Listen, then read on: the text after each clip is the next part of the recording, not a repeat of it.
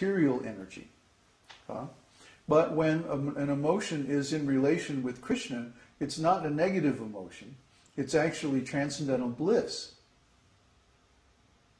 See? So you can relish it. That's why it's important to discuss these feelings and put them in the proper context. When we're having material feelings, even a nice material feeling of happiness is actually mundane and contemptible because it's in relation with the material energy and it's temporary also. But these bhavas have the feeling of eternality because they're in relation to Krishna. You know, in some respect, we're always going to feel these kind of feelings because we're never going to be able to relish as much of Krishna as we would like. Krishna is always going to be beyond us. And the feeling of complete knowledge or complete experience of Krishna is always going to be beyond us. A way to express that is saying that when a devotee tastes nectar of Krishna, it only increases his thirst more and more. It's like if you drink some very sugary drink, it doesn't satisfy your thirst. It makes you more thirsty, and then you want to drink more. Similarly, this transcendental emotion or taste of Krishna consciousness only increases our desire to relish it more and more.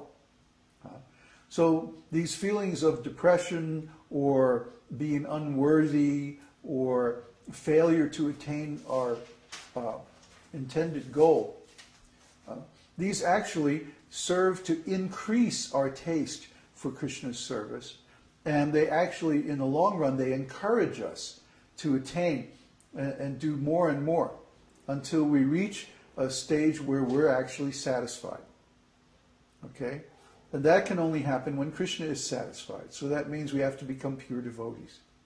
But even after becoming pure devotee, you still want more and more. But there is a point you reach where you feel, oh, okay, now I'm making Krishna happy. So this is good. And you feel a little satisfied. It might take 30 or 40 years, but it's coming.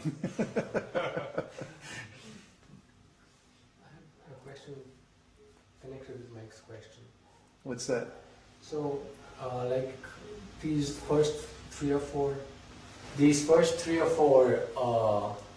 sthāyi-bhavas, I'm really happy that like we're talking about them, so that I know that all devotees go through these phases, and it's not just some weakness that makes me an outlier or something.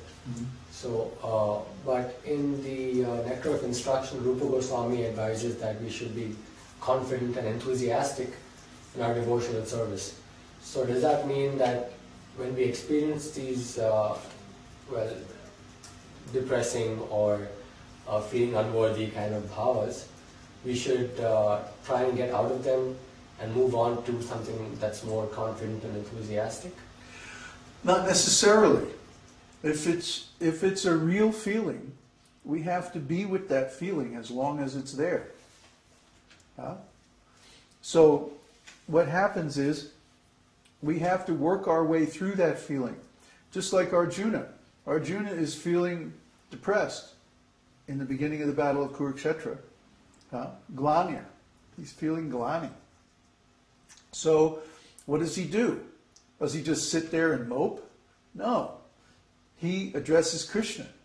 Krishna, I don't know what I'm going to do. I can't fight this war. I'm feeling so depressed. My hands are shaking. My bow is slipping from my hand. You know, and Prabhupada mentions he was probably crying and like that. All because of this glani. This feeling of depression. Oh, I can't do it. I can't attain my goal. So, why? Why is this the expression for glani? Because you can't hold your head up. Your head is like falling. You feel weak, powerless.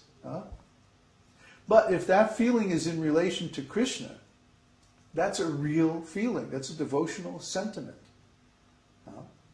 So you should relish it. But then you should also act on it. And what do? you approach your spiritual master, or you read in Shastra, or you pray to Krishna for some remedy. You see? It's there as an impetus to get you to do something. Don't just sit in it. Don't just lament and not do anything. That won't get you anywhere. And eventually, that feeling of lamentation will turn into real depression. So you have to move on it. Sanchari-bhava means it's moving toward your sthāyi-bhava, your permanent emotion. So you have to move on that emotion. When you feel that, then do something about it. Inquire, or increase your service, or increase the purity of your chanting, or reduce your offenses, or increase your knowledge, or get some help from the senior devotee or your spiritual master.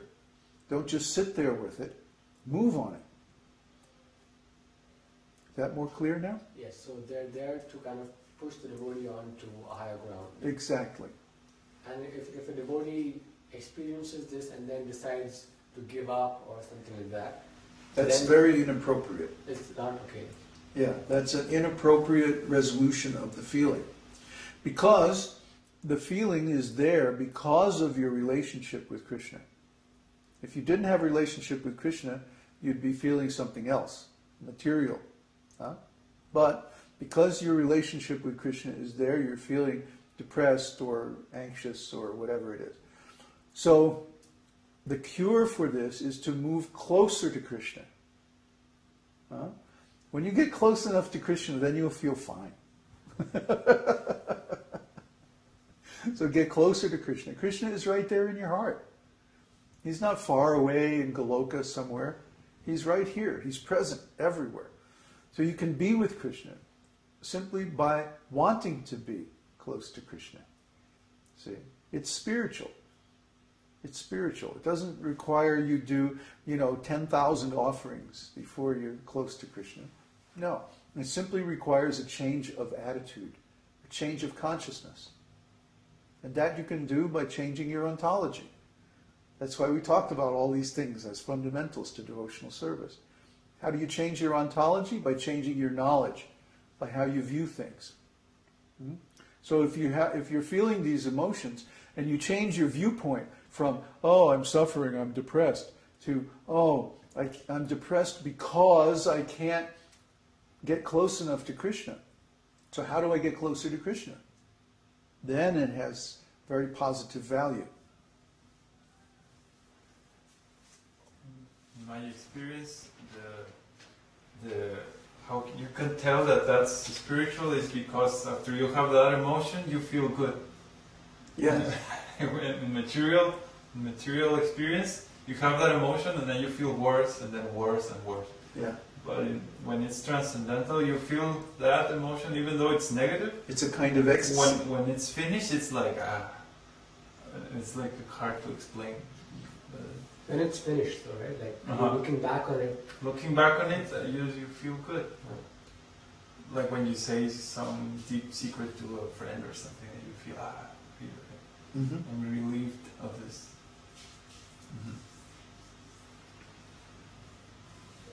That's my experience. Next question.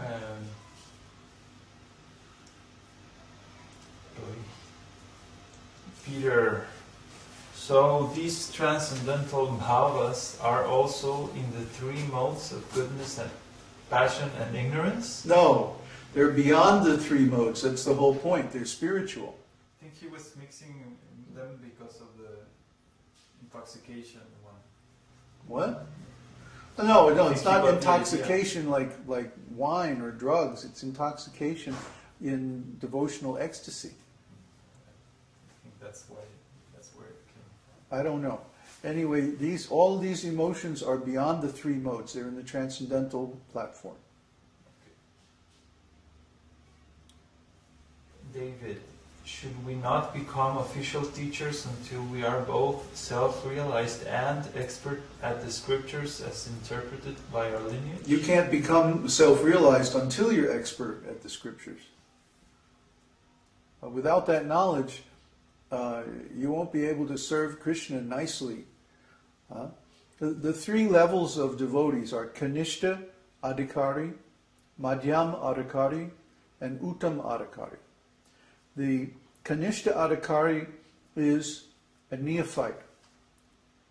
He has some faith, but he has no knowledge. His knowledge is only, it's like sentimental or very, very superficial knowledge. Oh, Krishna is God and I'm supposed to chant and stuff like that. And maybe he's beginning to read the scriptures, but he doesn't really understand the scriptures very deeply.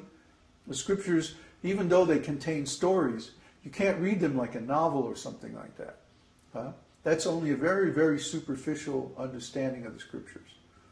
So, when that knowledge deepens, and especially when one becomes initiated by a bona fide spiritual master and has overcome the 10 offenses in chanting the holy name, then